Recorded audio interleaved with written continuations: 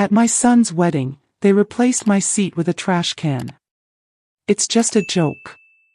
Don't be so dramatic, my daughter-in-law said. Everyone laughed, but when I revealed the DNA test of my grandson, the guests were stunned. I'm glad to have you here.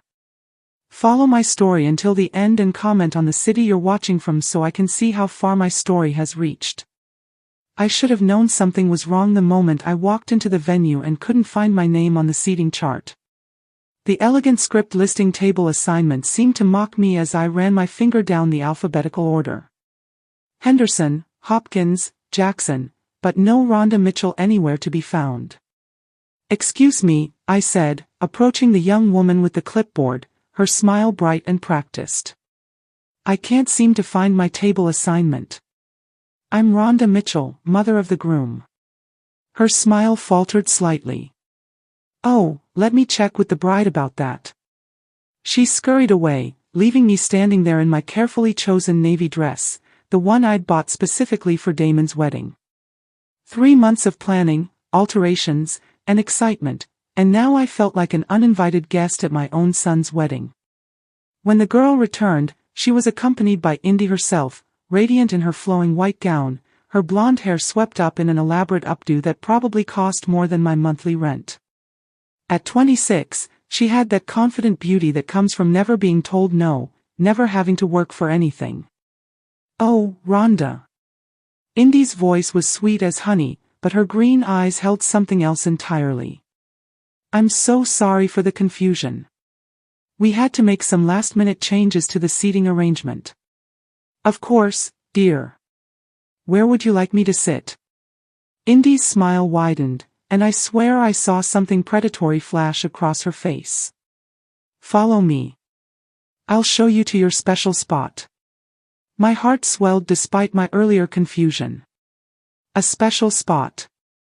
Maybe she had arranged something thoughtful after all. Despite our rocky relationship over the past year since Damon introduced her, perhaps Indy was trying to make peace on her wedding day.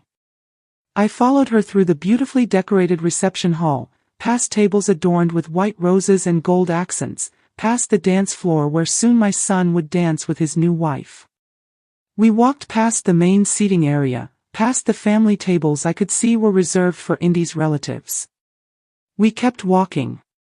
Where exactly are we going? I asked, my voice betraying the first hint of unease. Just a little further, Indy said, her heels clicking on the marble floor. I wanted to make sure you had the perfect view of everything. We rounded a corner, and she stopped abruptly. Here we are. I stared in disbelief. Against the wall, next to the coat check area and partially hidden behind a large potted plant, sat a folding chair. Next to it stood a large silver garbage can. I don't understand, I said, my voice barely above a whisper. Indy's laugh was light and airy, as if she'd just told the most delightful joke. It's your seat, right next to the trash can. It's perfect, don't you think? My stomach dropped. This can't be serious. Oh, but it is. Don't be so dramatic, Rhonda.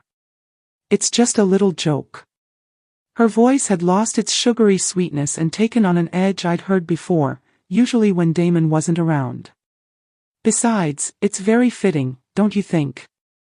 I felt my face burn with humiliation, but something deeper was happening. A cold realization was settling into my bones. This wasn't a mistake or even a cruel prank. This was calculated. This was meant to send a message. Indy, please. This is your wedding day.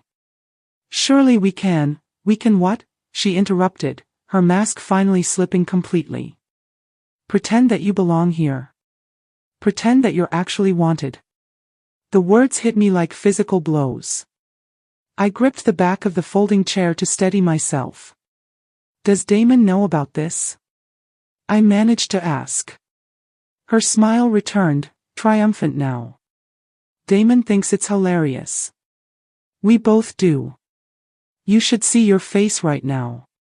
As if summoned by his name, my son appeared around the corner, looking devastatingly handsome in his black tuxedo. My heart lifted for a moment.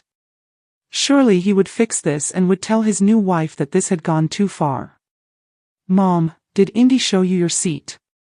His smile was broad and genuine, and for a split second, I thought he was going to rescue me. Pretty funny, right? The world tilted on its axis. My own son, the boy I'd raised alone after his father left.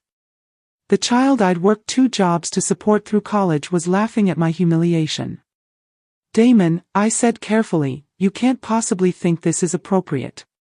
He shrugged, wrapping his arm around Indy's waist. "Come on, Mom.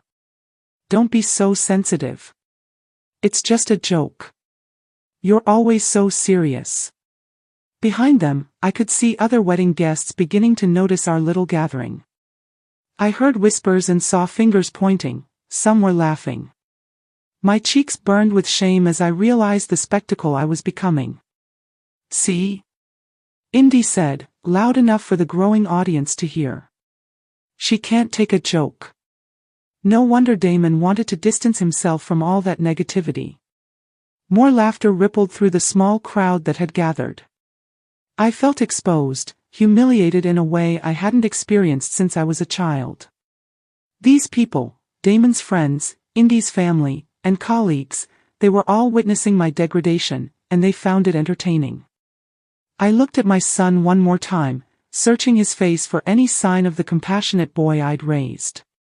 But he was looking at Indy with such adoration, such complete devotion, that I realized with crushing clarity that I had already lost him. "Well," I said, my voice steadier than I felt, "I suppose I should thank you both for making your feelings so clear." I sat down in the folding chair with as much dignity as I could muster. The metal was cold and uncomfortable, and the garbage can next to me reeked faintly of discarded food from the cocktail hour, but I would not give them the satisfaction of seeing me run.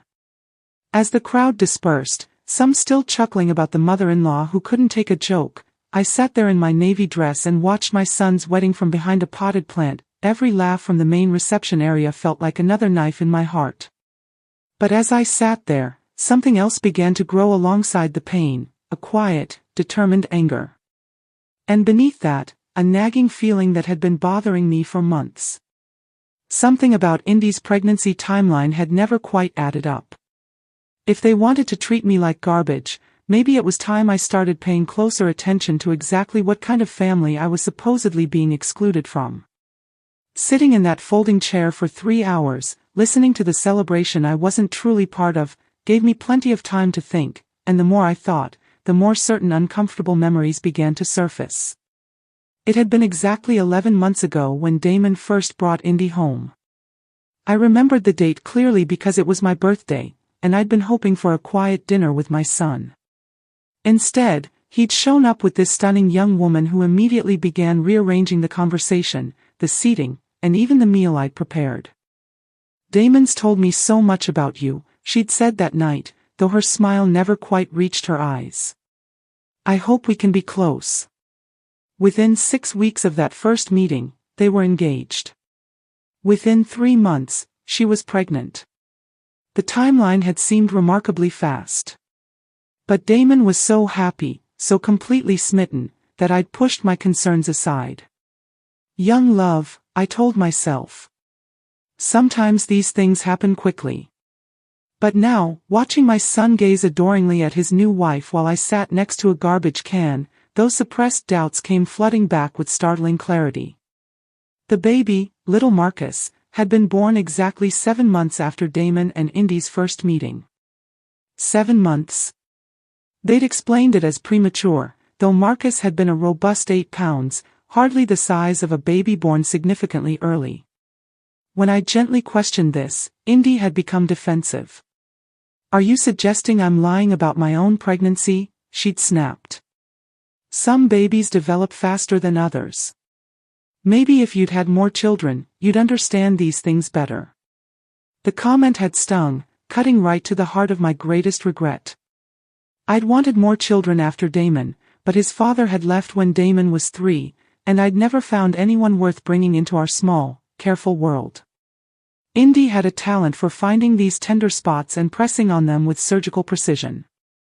From my uncomfortable vantage point, I watched the baby being passed around among Indy's relatives, a beautiful child with dark hair and serious brown eyes that seemed to take in everything around him. He was 9 months old now, just beginning to pull himself up on furniture and babble in that delightful way babies do. But those eyes bothered me.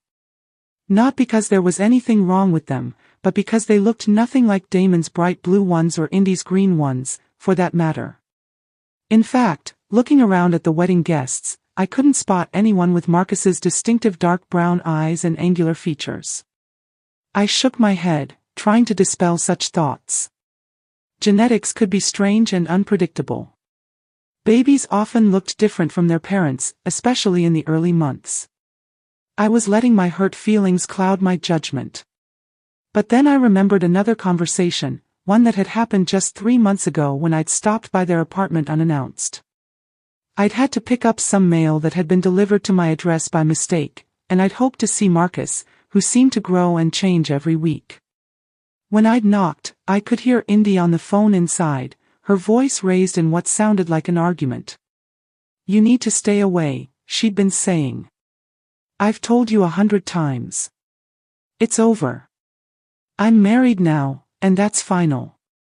When she'd opened the door, her face had been flushed, her usual composure rattled. "Rhonda, what are you doing here?" "Just dropping off some mail," I'd said, holding up the envelope. "Is everything all right? You seem upset." "Just a telemarketer," she'd said quickly, but her hands were shaking as she took the envelope. "You know how persistent they can be." I'd wanted to ask about Marcus, to spend a few minutes with my grandson, but Indy had made it clear I wasn't welcome. "Actually, this isn't a good time," she'd said, already closing the door. "Marcus is napping, and I have some important calls to make." Looking back now, that phone conversation hadn't sounded like a telemarketer at all. It had sounded personal, intimate even, despite the angry tone, like someone who'd had a relationship with Indy before, or during, her time with Damon. Another memory surfaced, this one from just after Marcus was born. I'd been at the hospital holding my supposed grandson for the first time, and a nurse had made an offhand comment. "He's got such distinctive features for a newborn," she'd said. "It usually takes a few months for their real personality to show in their faces, but this little guy knows exactly who he is." At the time, I'd taken it as a compliment. Now I wondered if she'd been trying to tell me something else entirely. The reception was winding down now. The cake had been cut. The bouquet was thrown. The first dance was completed. Damon looked happier than I'd ever seen him, spinning Indy around the dance floor while their guests clapped and cheered. They truly seemed to be in love, at least on his part. But love could make people blind. I'd learned that lesson the hard way with Damon's father, who'd been charming and attentive right up until the day he cleaned out our bank account and disappeared with his secretary. As I finally stood to leave, my legs stiff from sitting in that awful chair for so long, I made a decision.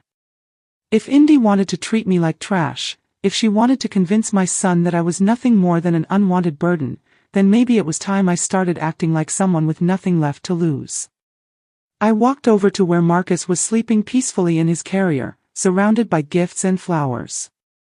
His tiny features were relaxed in sleep, but even unconscious, those distinctive brown eyes and angular jawline seemed to tell a story that had nothing to do with my blue-eyed, round-faced son.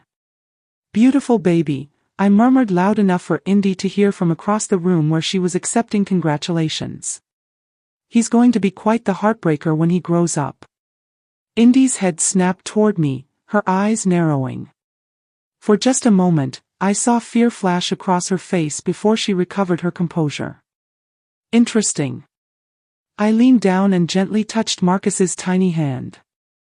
Such a sweet, innocent child, caught in whatever web of lies the adults around him had woven. He deserved better than that. More importantly, so did Damon. As I walked toward the exit, I felt lighter than I had in months. Not because my humiliation had been resolved, I was still leaving a wedding where I'd been treated like garbage, but because I finally had a purpose, a direction for all the anger and hurt that had been building inside me. I was going to find out the truth about Marcus. Not for revenge, though I couldn't deny that the thought of wiping that smug smile off Indy's face held considerable appeal. I was going to do it because my son deserved to know who he'd really married and what kind of family he was trying to build. If I was right about my suspicions, this beautiful wedding would turn out to be built on a foundation of lies. And if I was wrong, well, at least I'd know for certain, and maybe I could find a way to make peace with the family that no longer seemed to want me. Either way, it was time to stop being the woman who sat quietly next to the garbage can and start being the mother who protected her child, even when he didn't want to be protected. 3 days after the wedding, I sat in my small kitchen, staring at the yellow pages, my hands trembling slightly as I flipped through the section marked Private Investigators. The idea felt so foreign, so dramatic, that I almost closed the book several times. But every time I hesitated, I remembered that folding chair, that garbage can, and the way my own son had laughed at my humiliation. The first investigator I called sounded like he specialized in cheating spouses and insurance fraud. The second hung up when I mentioned wanting to investigate my daughter-in-law. It wasn't until I reached Margaret Chen, a former police detective who now ran her own small practice, that I found someone who understood. "Family situations are delicate," she said during our phone consultation. "But if there are questions about paternity, especially when children are involved, those answers deserve to be found. Can you meet me tomorrow?" Margaret's office was in a modest strip mall between a dry cleaner and a tax preparation service. She was a small, efficient woman in her 50s with kind eyes and graying hair pulled back in a practical ponytail. She listened without judgment as I explained my suspicions, taking notes in careful, precise handwriting. "The timeline is certainly questionable," she agreed after I'd laid out everything I could remember. 7 months from meeting to birth, claiming prematurity, but with a full-term wait, and you said the baby doesn't resemble either supposed parent? Not at all. But I know genetics can be unpredictable. I could be completely wrong about this. Margaret smiled gently. That's what DNA testing is for. But I want you to understand what we're talking about here.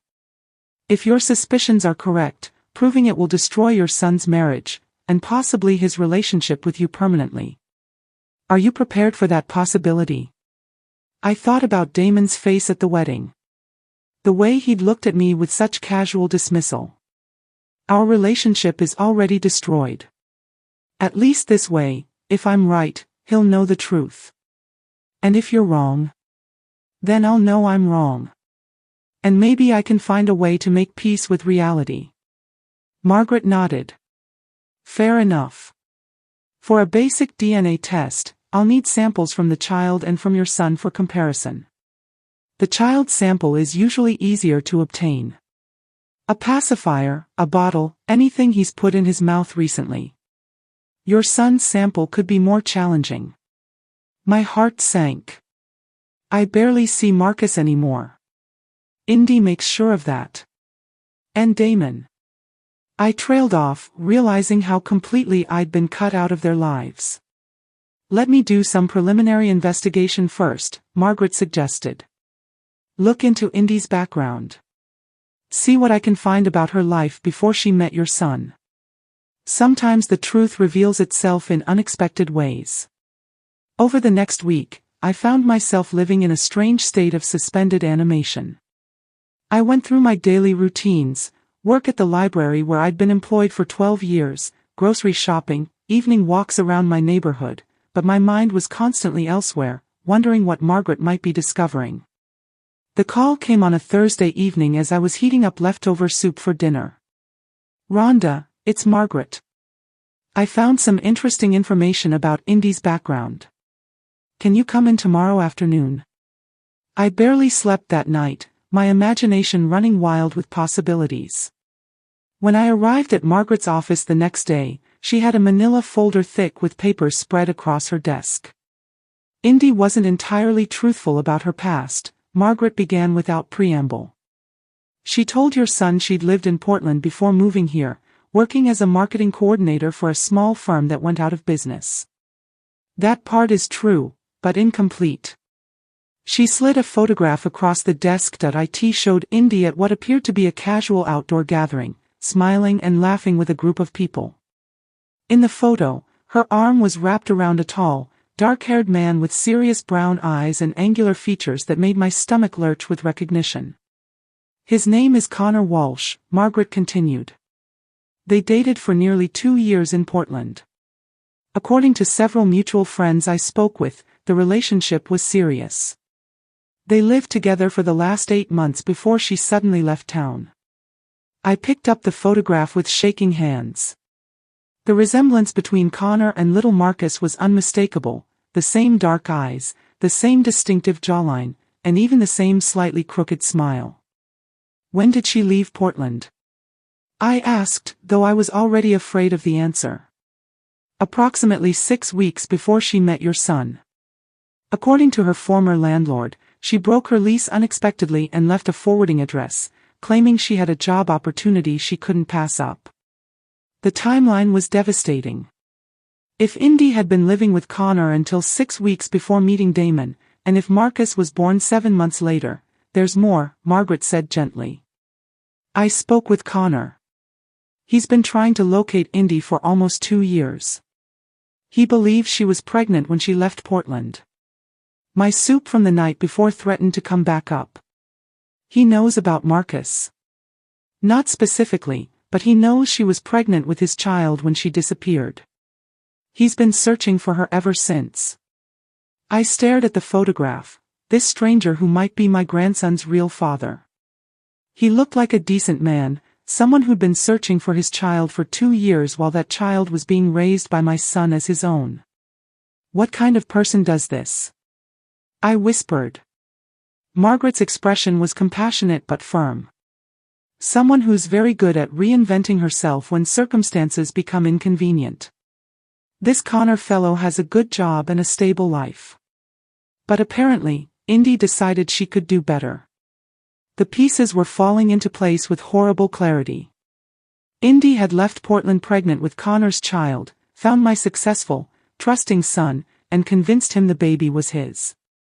She'd found herself a better situation and had been willing to lie to everyone, including an innocent baby, to secure it. I need to get that DNA sample, I said, my voice stronger than I'd heard it in weeks. Are you sure? Once we have proof, there's no going back. I thought about Marcus, innocent and trusting, believing Damon was his father. I thought about Damon pouring his love into a child who wasn't his, while some stranger in Portland grieved for a son he'd never met. And I thought about myself sitting next to that garbage can while Indy laughed at the family she was destroying with her lies. I'm sure. Margaret nodded. Then we need to be very careful about how we proceed. If Indy suspects what we're doing, she could disappear again, taking Marcus with her. She's done it before. That afternoon, I drove past Damon and Indy's apartment complex, trying to work up the courage to knock on their door. I'd brought a small gift for Marcus, a stuffed elephant I'd picked up at the drugstore, hoping it might give me a few minutes alone with him. But as I sat in my car watching their building, I realized I was terrified. Not of Indy's hostility, which I'd grown accustomed to, but of what I might discover. What if the DNA test confirmed my suspicions? What if it didn't? Either way, after today, nothing would ever be the same. I was still sitting there, paralyzed by indecision, when Indy emerged from the building, pushing Marcus in his stroller. She was dressed casually in yoga pants and a tank top, her blonde hair pulled back in a messy bun, looking like any other young mother out for an afternoon walk. But I knew better now. I knew about Connor Walsh in Portland and the elaborate lie she'd constructed around my family. As I watched her stop to chat with a neighbor, laughing and gesturing animatedly while Marcus babbled happily in his stroller, I felt a cold anger settle into my bones. She was good at this, I realized, good at pretending, good at making people believe whatever version of reality served her purposes. But she'd made one crucial mistake. She'd underestimated the woman she'd tried to throw away like garbage. I started my car and drove home, my mind already working on a plan. Margaret was right. We needed to be careful. But careful didn't mean passive. It was time to stop being the victim in Indy's story and start being the author of my own. The opportunity came sooner than I'd expected. On Sunday afternoon, Damon called with an invitation that surprised me so much I almost didn't trust it. "Mom, would you like to come over for dinner tonight? Indy thought it might be nice to have a family meal together." I gripped the phone tighter, immediately suspicious. After the wedding humiliation, the idea of Indy suddenly wanting my company seemed impossible.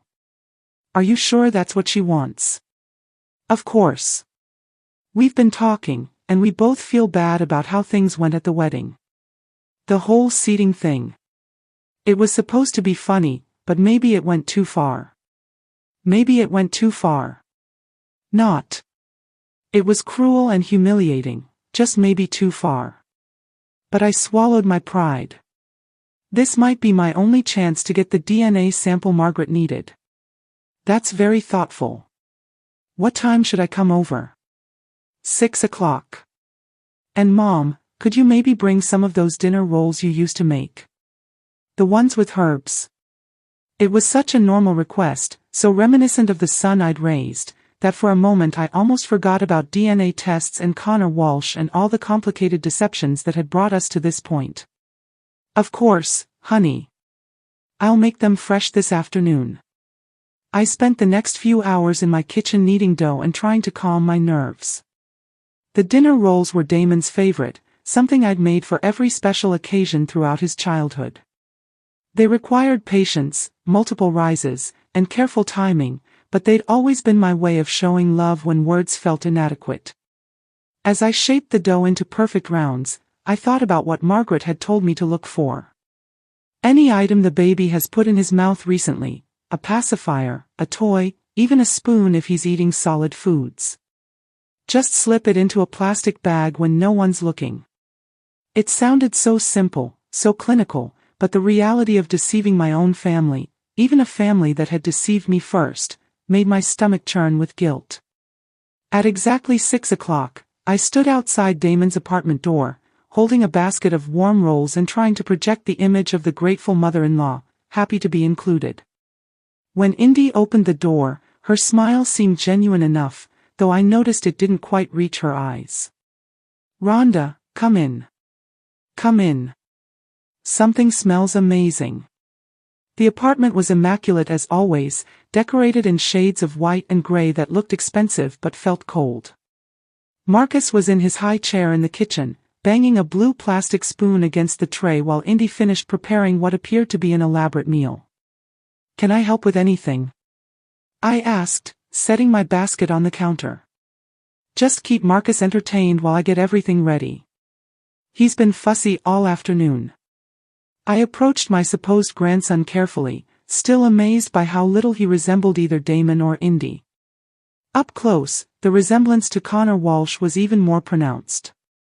Marcus looked up at me with those serious brown eyes and gave me a drooly smile that made my heart ache. "Hi there, sweetie," I said softly, reaching out to touch his tiny hand. He grabbed my finger immediately, his grip surprisingly strong for a 9-month-old. "He likes you," Damon said, appearing in the kitchen doorway. "Look at that smile." For a moment, watching my son beam at what he believed was his child's affection for his mother, I almost lost my nerve. How could I destroy this beautiful illusion?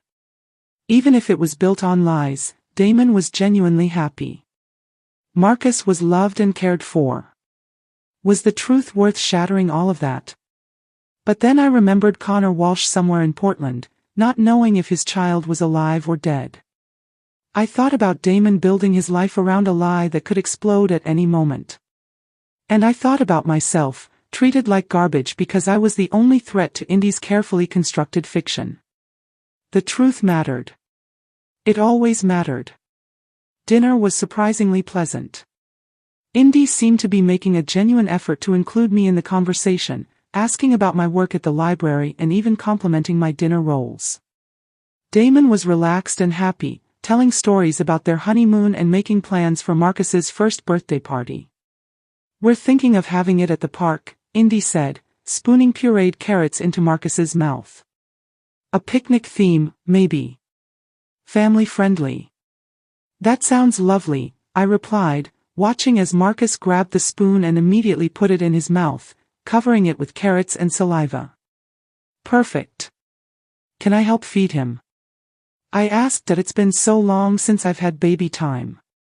Indy hesitated for just a moment, then handed me the spoon. Sure. He's actually getting pretty good at eating. Sometimes he wants to do it himself. For the next 10 minutes, I fed Marcus while chatting with Damon about work and weekend plans. The baby was delightfully messy, getting food everywhere, including all over the spoon. When he finally lost interest and started pushing the food away, I stood up to rinse the spoon in the sink. Let me get that, Indy said, reaching for it. It's fine. I've got it, I replied, already turning toward the sink. In one smooth motion, I rinsed the spoon and slipped it into the plastic bag I'd hidden in my purse, substituting a clean spoon from the dish drainer. The whole exchange took less than 30 seconds. The rest of the evening passed in a blur of forced normalcy. We looked at photos from the honeymoon and discussed plans for the holidays, and I held Marcus while he dozed against my shoulder. Throughout it all, I felt the weight of that plastic bag in my purse, containing what might be the key to destroying everything. When I finally left, Indy walked me to the door while Damon cleaned up the kitchen. Thank you for coming tonight, she said, and for a moment, her voice sounded almost sincere. I know things have been difficult between us, but we're family now, and I want Marcus to have a relationship with his grandmother. His grandmother. The words hit me like a physical blow, but I managed to keep my expression neutral. I want that, too. She studied my face for a long moment, and I worried that somehow she could see through me, could sense the deception I was carrying. But then she smiled again and gave me an awkward hug. Drive safely. And thank you again for the rolls. Damon's been talking about them for weeks. The next morning, I met Margaret at a laboratory across town. The technician, a cheerful woman named Lisa, explained the process while I tried not to think about what I was doing. We'll compare the DNA from this sample with a sample from the alleged father, she said, carefully labeling the bag containing Marcus's spoon. Results usually take 3 to 5 business days. And what exactly will those results tell us? I asked. If there's a biological relationship, we'll know with 99.9% accuracy. If there isn't, we'll know that, too. 3 to 5 business days. It seemed like both an eternity and no time at all. Margaret must have seen the uncertainty on my face. Are you having second thoughts? I thought about Marcus's smile. About Damon's happiness. About the way Indy had hugged me goodbye. Then I thought about Connor Walsh, still searching for his child after 2 years. No, I said firmly. I need to know. The waiting was excruciating. Every day felt like a week. Every phone call made my heart race, thinking it might be the results. I went through the motions of my normal routine, but my mind was constantly elsewhere, imagining different scenarios and different outcomes. Finally, on Friday afternoon, Margaret called. Rhonda, the results are in. Can you come to my office? If you're hooked on this story, subscribe now. You don't want to miss what happens when I confront Indy with the truth. Comment below. What would you do in my situation? Okay, back to the shocking results. My hands were shaking so badly I could barely drive. When I walked into Margaret's office, she was sitting behind her desk with a manila envelope in front of her, her expression grave. Before I show you these, she said, I want you to know that whatever these results say, you've done the right thing by seeking the truth. I nodded, not trusting my voice. She opened the envelope and pulled out a single sheet of paper. The DNA test shows no biological relationship between the baby and your son. Marcus is not Damon's child. Even though I'd expected it, even though I'd been virtually certain, hearing the words spoken aloud felt like being hit by a truck. I sank into the chair across from Margaret's desk, my legs suddenly too weak to support me. Are you absolutely certain? 99.9% certain. The lab ran the test twice to be sure. Margaret's voice was gentle but firm. I'm sorry, Rhonda. I know this isn't what you wanted to hear. But that was the strange thing. Part of me was relieved. Not happy, certainly not vindicated, but relieved to finally know the truth. For months, I'd felt like I was going crazy, seeing things that didn't make sense, being told my perceptions were wrong. What happens now? I asked. That's up to you. You could confront Indy privately and give her a chance to come clean to your son herself. You could tell Damon directly, or, she paused, studying my face, given how they've treated you, you could choose to reveal this information publicly, at a time and place of your choosing. I thought about that folding chair, that garbage can, and the laughter of wedding guests who found my humiliation entertaining. I thought about Connor Walsh, who had the right to know his child. And I thought about Damon living a lie that was bound to explode eventually. I need some time to think about this, I said. But even as I said it, I was already beginning to form a plan. Indy had chosen the time and place for my humiliation. Perhaps it was time I returned the favor.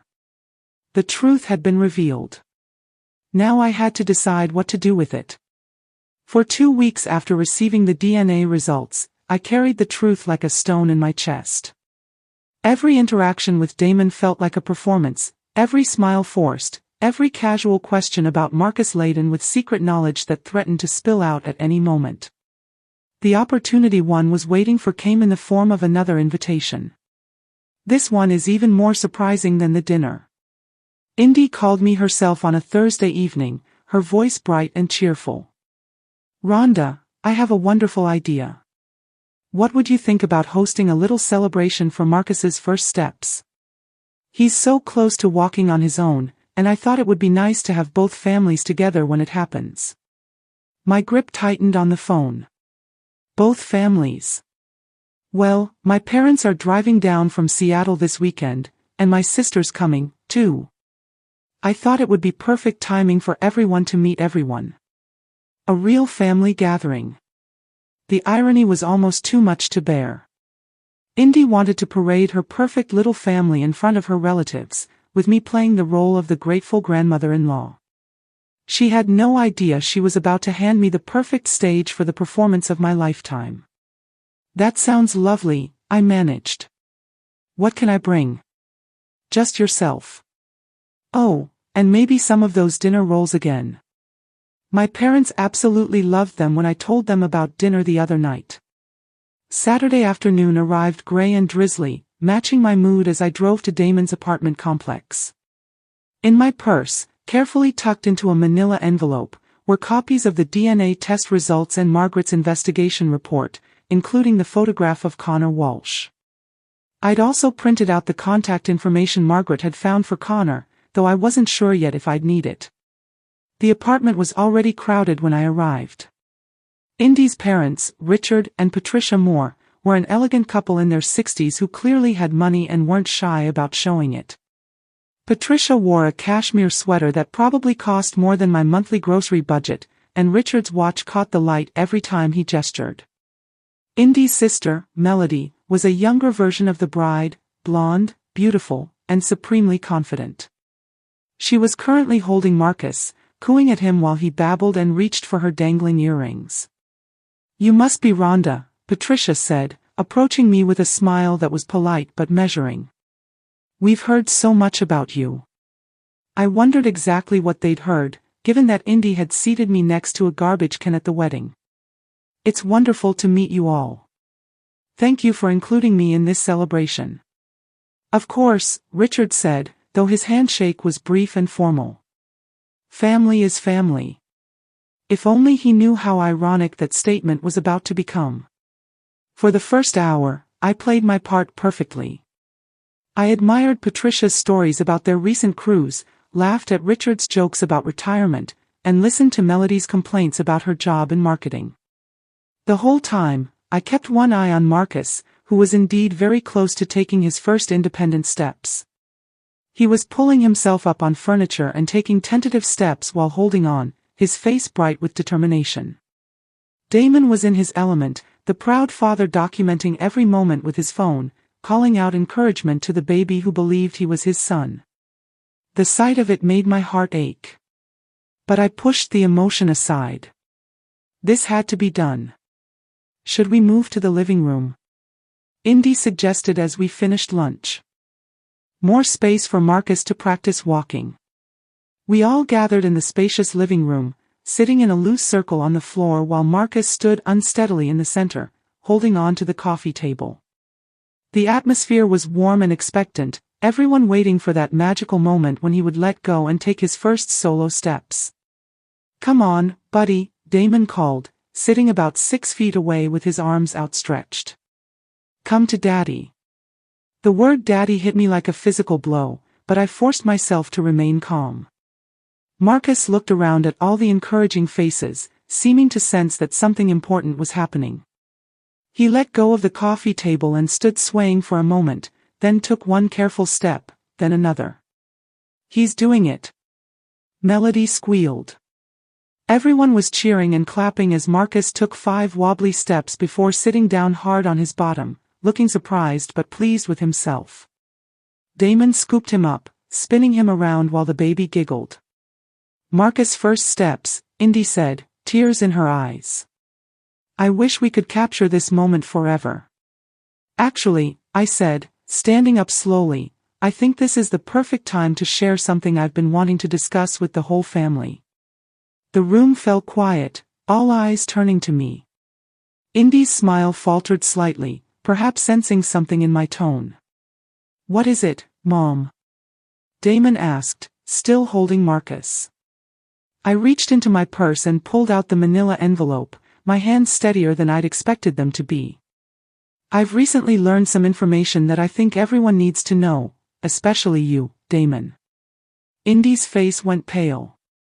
"Rhonda, what are you doing?"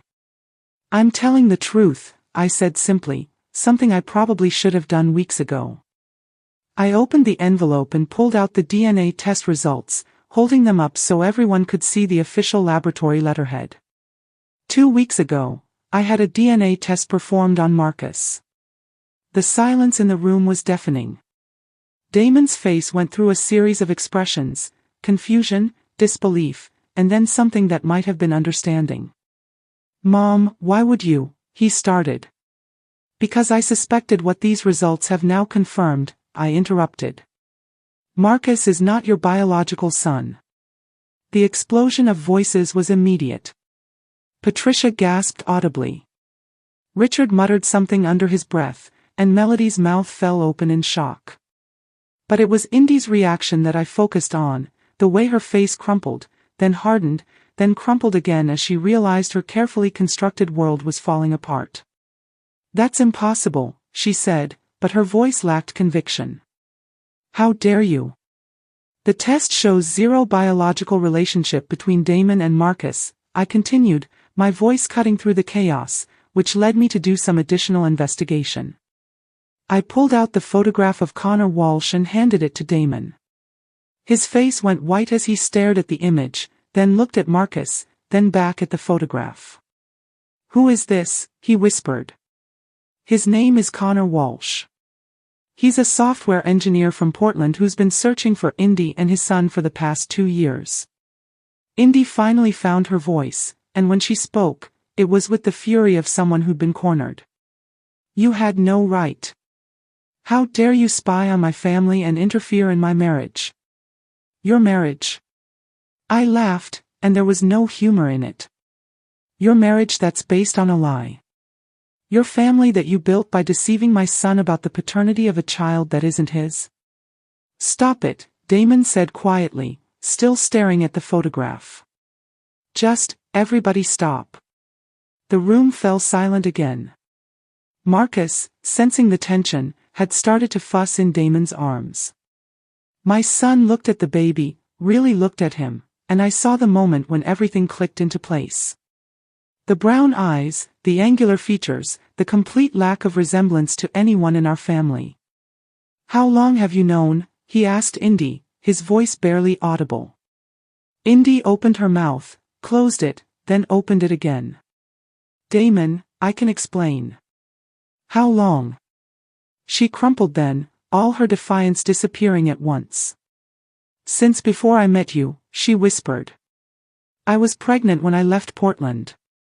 Connor, he wanted to get married, but I couldn't see myself stuck in that life forever. When I met you, you were so successful, so kind, and when you fell in love with me, you let me believe the baby was mine. Damon's voice was hollow, emotionless. You were so happy about it, Indy said desperately. You talked about how you'd always wanted to be a father. How Marcus was the best thing that had ever happened to you. I couldn't take that away from you, so you lied to me, he said. For over a year, you let me believe. He stopped, looking down at Marcus, who was reaching for his face with tiny hands. Does he know, Connor? Does he know he has a son? He suspected, I said when Indy didn't answer. My investigator spoke with him. He's been looking for you both. The room erupted again, but this time it was Indy's family in chaos. Patricia was demanding explanations. Richard was asking pointed questions about legal implications, and Melody was staring at her sister like she'd never seen her before. Through it all, Damon sat quietly, holding Marcus and processing the destruction of everything he'd believed about his life. Finally, he looked up at me. You could have told me privately, he said. Why did you do it like this? I thought about that folding chair, about the garbage can, about all the times Indy had made me feel small and unwanted. But when I answered, I kept my voice calm and truthful. Because she's done this before, Damon. She's very good at manipulating situations to her advantage, at making people believe whatever serves her purposes. I wanted witnesses. I wanted there to be no doubt about what was said and what was proven. He nodded slowly, then stood up and handed Marcus to me. I need some air. As Damon walked out onto the balcony, Indy turned to face me, her beautiful face twisted with rage and desperation. You've destroyed everything, she hissed. Are you happy now? You've ruined my marriage, my family. No, I said firmly, settling Marcus against my shoulder as he began to cry. You destroyed it the moment you decided to build it on lies. I just revealed the truth. Looking around the room at the shocked faces of Indy's family, at the chaos and confusion my revelation had created, I felt something I hadn't expected. Not triumph or satisfaction, but a deep, profound sadness for all the pain that could have been avoided if one person had simply chosen honesty over convenience. But along with the sadness came something else, a sense of lightness I hadn't felt in months. The truth was out now. Whatever happened next, we could at least build it on a foundation of reality instead of lies. 3 months later, I stood in my kitchen making dinner rolls. Not because anyone had asked for them, but because the familiar ritual of kneading dough had become my meditation, my way of processing everything that had changed since that Saturday afternoon when the truth finally came to light. The immediate aftermath had been as chaotic as I'd expected. Indy's parents had left that very evening, Patricia barely speaking to her daughter as they packed their bags. Melody had stayed longer, trying to convince Indy to fix this somehow, but even she seemed shaken by the magnitude of her sister's deception. Damon had filed for annulment within a week, citing fraud. The legal process was surprisingly straightforward when you had DNA evidence and documentation of deliberate deception about paternity. Indy had initially fought it, but her lawyer had apparently explained the futility of her position. The hardest part, as I'd known it would be, was watching Damon say goodbye to Marcus. Despite everything, despite knowing the truth, he'd spent over a year believing he was that child's father. Love doesn't disappear just because biology proves it was misplaced. I keep thinking I should hate him, Damon had told me during one of our weekly dinners, a new tradition we'd established in the wake of the chaos. He's the living proof of how completely I was fooled. But when I look at him, you see an innocent baby who didn't choose any of this, I finished for him. Exactly. Connor Walsh had arrived from Portland within 2 weeks of my revelation. I'd expected to dislike him, this stranger who'd complicated our lives by simply existing. But he'd turned out to be exactly what Margaret's investigation had suggested, a decent man who'd been searching for his child and the woman he'd loved. The meeting between Connor and Damon had been awkward but respectful. Two men who'd been unsuspecting victims of the same deception, trying to navigate an impossible situation with dignity. "I need you to know," Connor had said during that first meeting. "I never knew she was pregnant when she left.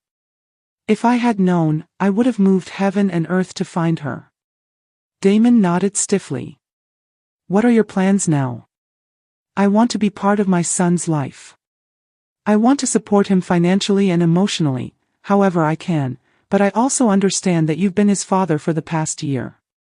I don't want to just tear him away from everything he knows." It was more considerate than Indy had ever shown anyone. The custody arrangement they eventually worked out was complicated but fair. Connor would take primary custody, moving to our city to be closer to Marcus and make the transition easier. Damon would have regular visitation rights until Marcus was old enough to understand, at which point they'd revisit the arrangement. Indy had fought the decision bitterly, but her case was weak. She'd committed fraud, had no stable income, and demonstrated a pattern of deception that judges take seriously in custody battles. Last I heard, she'd moved back to Seattle to live with her parents, awaiting the outcome of various legal proceedings. Richard and Patricia had apparently been less forgiving of their daughter's actions than I would have expected from people who once seemed so protective of her. But tonight, none of that mattered. Tonight, Damon was coming for dinner, and for the first time in over a year, it would be just the two of us. No Indy monitoring our conversations. No tension over whether I was welcome in my own son's life. No walking on eggshells around topics that threatened the delicate structure of lies. The doorbell rang precisely at 6 o'clock. Some things never changed. Damon had always been punctual. "Something smells amazing," he said as I opened the door. And for a moment, he was just my son again, the boy who'd never met a dinner role he didn't love. "They're almost ready," I said, stepping aside to let him in. "How was your week?" It was such a normal question, the kind I'd longed to ask for months without feeling like I was intruding on the life he'd built around silence. "Actually, pretty good," he said, settling into his old spot at my kitchen table. "I had lunch with Connor and Marcus yesterday." I paused while pulling the rolls from the oven. It was still an adjustment for all of us, this idea that Damon would voluntarily spend time with the man who had unknowingly replaced him. "How's Marcus doing?" "Good. Really good, actually. Connor's great with him, and he's patient with me, too.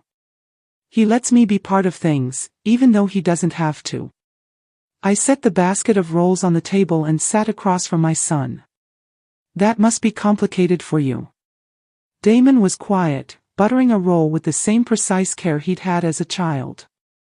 "It is. Some days, I still wake up thinking about what Marcus might be doing, whether he needs anything. Then I remember, that he's not, that I'm not," he trailed off. "You're not his father," I said gently. "But you were. For a year, you were everything a father should be. That love wasn't wasted, honey. It just got redirected." "Is that what happened to you?" he asked, looking up at me with eyes that reminded me so much of his father's. "When Dad left, did your love for him just get redirected?" The question caught me off guard. We'd never really spoken about his father's abandonment, at least not honestly. "In a way, yes. All the love I would have given him, I poured into raising you instead. I'm sorry," he said suddenly. "For how I treated you. For laughing when Indy put you next to that garbage can. For pushing you away. For choosing her version of reality over yours." Tears pricked at my eyes. "You fell in love, Damon. People do foolish things when they're in love. Trust me, I know something about that. But you're my mother. I should have protected you, not participated in humiliating you.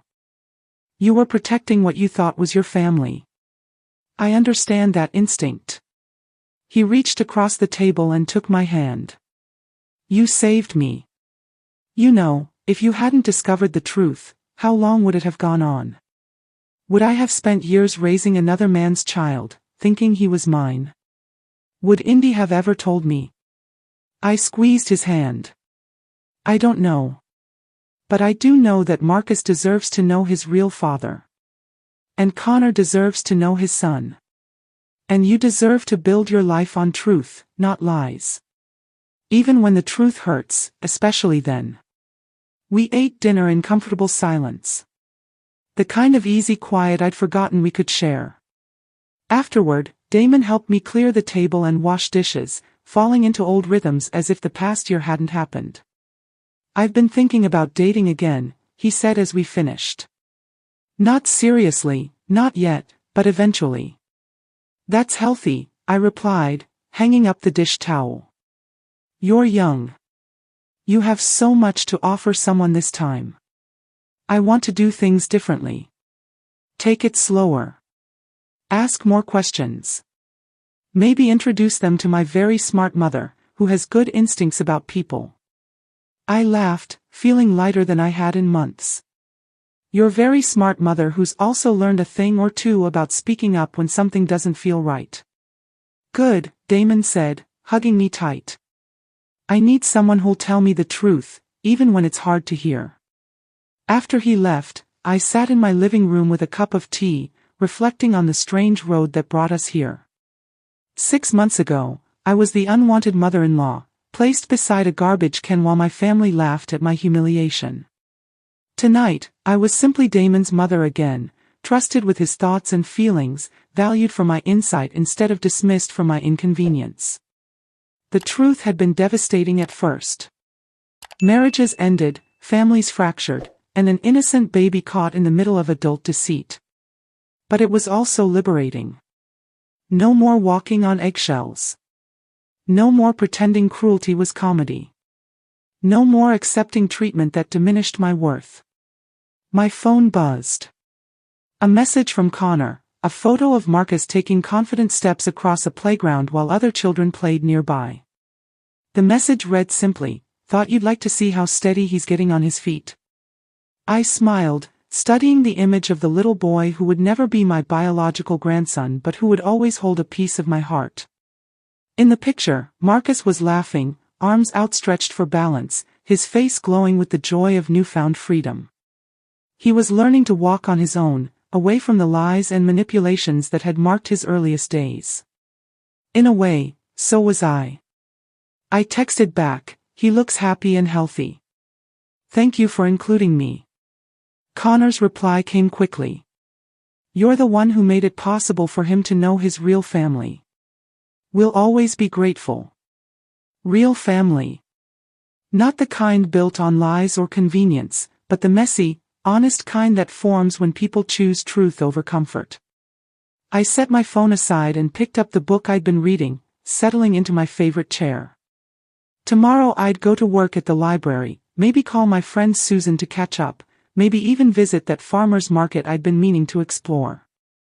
Small pleasures, but mine to choose, without needing anyone's approval. The truth had set us free, even when it hurt. Especially then. And for the first time in more than a year, I was exactly where I belonged, in my own life, respected by people who saw my worth, surrounded by love that didn't demand I make myself smaller to receive it. Some victories don't come with applause or celebration. Sometimes, the greatest triumph is the quiet peace of knowing you chose courage over comfort, truth over illusion, and your dignity over someone else's lies. That night, I slept better than I had in months. Now, I'm curious about you, who listened to my story. What would you do if you were in my place? Have you ever faced something similar? Comment below. And before you go, I'm leaving on the final screen 2 other stories that are channel favorites, and I promise, they'll surprise you. Thank you for watching this far.